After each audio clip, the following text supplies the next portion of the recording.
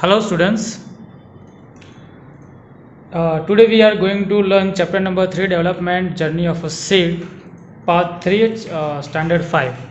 Okay, in our previous lecture we studied about the differentiation between monocot seeds and dicot seed, what are monocot seed, what are dicot seed, and how we are supposed to differentiate them.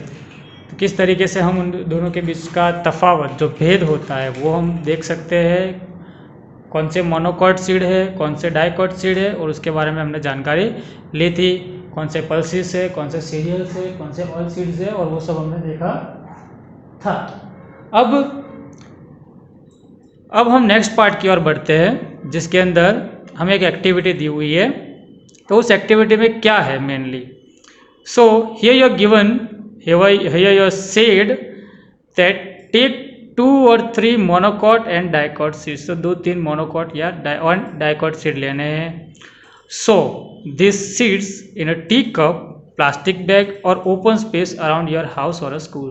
तो कहीं पे भी plastic cup के अंदर उसे सो करो। सो मतलब क्या होता है, गाड़ना। जो हम जो दाने होते हैं छोटे छोटे वो गाड़ते हैं हम, और फिर क्या होता है वो स्प्राउट करते हैं, वो ग्रो करते हैं। ओके, तो हमें क्या करना है, बोना। द प्रॉपर वर्ड इज बोना। तो हम उसे बोना है कहाँ पे, तो कोई प्लास्टिक टी कप होता है या प्लास्टिक बैग होता है, आजू बाजू कोई भी जगह होता है वहाँ पे उसको ग्रो करो। Okay, now in an open space around your house और अ स्कूल।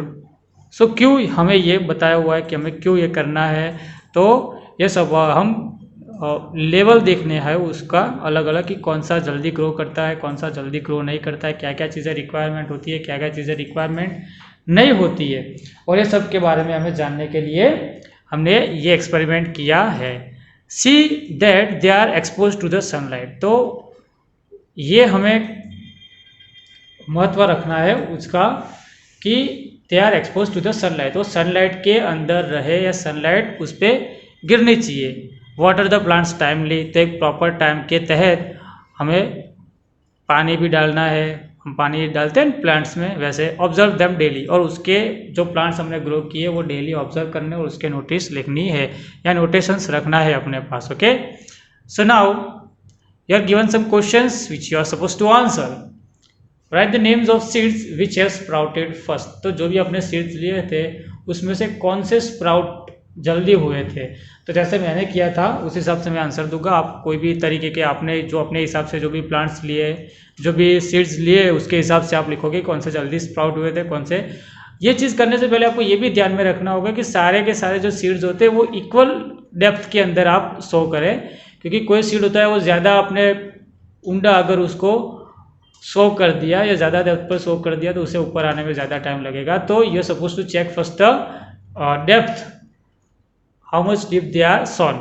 Now तो write the names of the seeds which have sprouted first। तो सबसे पहले स्प्राउट जिस सीड्स का हुआ था उसके नाम लिखने हैं।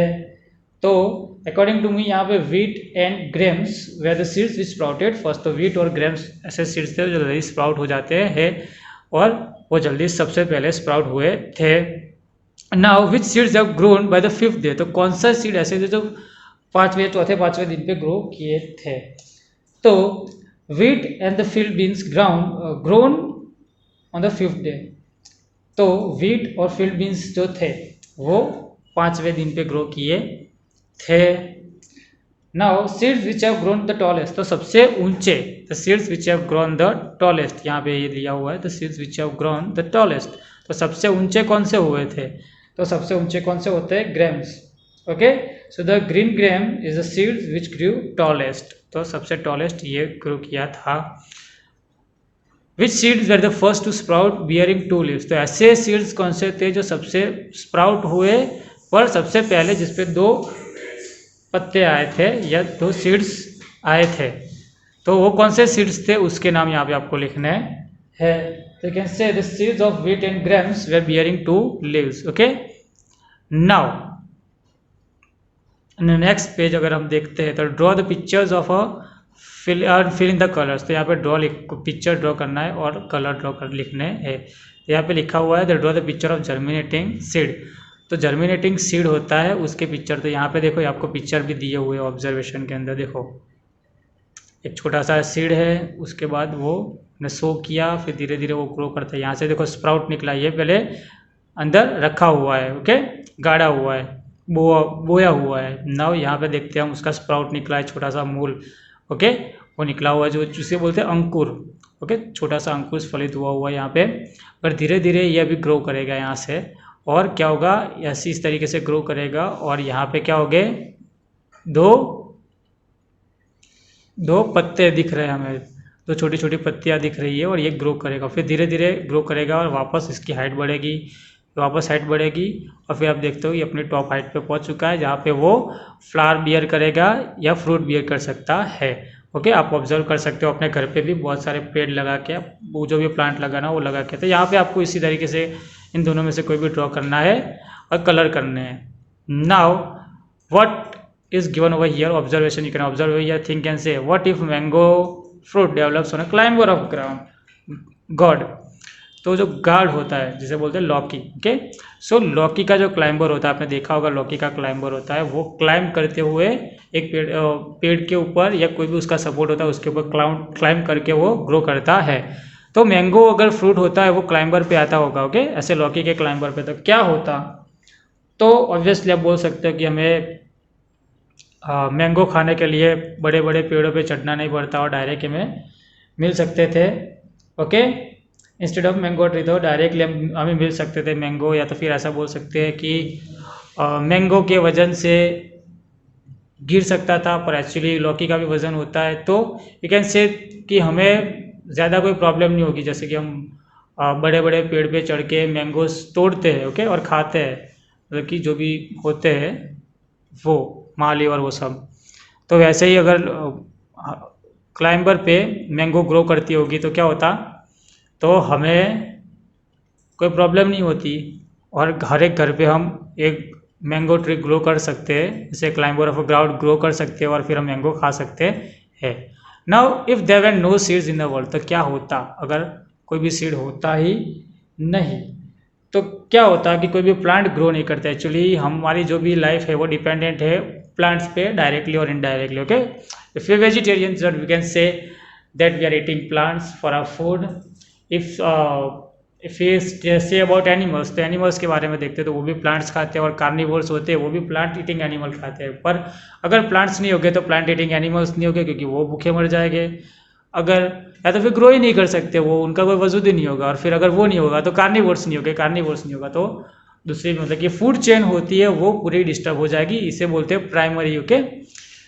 तो ये जो होते हैं वो प्रोड्यूसर्स होते हैं खाने का, तो यही प्रोड्यूसर्स ही नहीं होगी तो प्राइमरी कंज्यूमर्स, सेकेंडरी कंज्यूमर, जो भी होते कंज्यूमर्स होते हैं, जो खाना खाने वाले होते हैं उसके बाद वाले, वो उनका कोई वजूद रहेगा नहीं। नाउ यहाँ पे यार given an activity, keep the seeds of wheat and cotton together in a piece of paper, so them in a pot और a flower bed, now observe them for 10 days। तो सीड्स होते हैं उसे wheat के seeds लेके cotton के अंदर रखने, cotton together in a piece of paper, और फिर उसे क्या करना है, फ्लावर पॉट के अंदर रख दो, फ्लावर पॉट के अंदर या फ्लावर बेड के अंदर उसे सो कर दो, और फिर ऑब्जर्व करो कि क्या हमें देखने को मिलता है, ओके। सो यहाँ पे आपको दिखाया गया इस एक्टिविटी में कि जर्मिनेशन में क्या क्या रिक्वायरमेंट होता है। तो प्रॉपर्ली क्या रिक्वायर होता है जर्मिनेशन के लिए, water obviously is needed, the sand in which it grows, okay, फिर चाहिए एयर, हवा चाहिए फॉर सब process of photosynthesis, you will be learning in our next classes, you can say. और दूसरा क्या चाहिए, सनलाइट। हमने क्यों बोला कि heat, expose to the heat, expose to the sunlight क्यों बोला, क्योंकि उसे प्रॉपर हीट भी चाहिए जर्मिनेशन के लिए, okay. So here your chapter gets over, you can learn them, you can learn it very well. If you have any doubt you can ask me, and you're supposed to write the question and answers given in the textbook, in your textbook only, and whenever I'll give you the exercise you're supposed to check them, okay, correct them and rewrite them, or correct the ones which were wrong, okay. Till then, bye bye, take care, good day.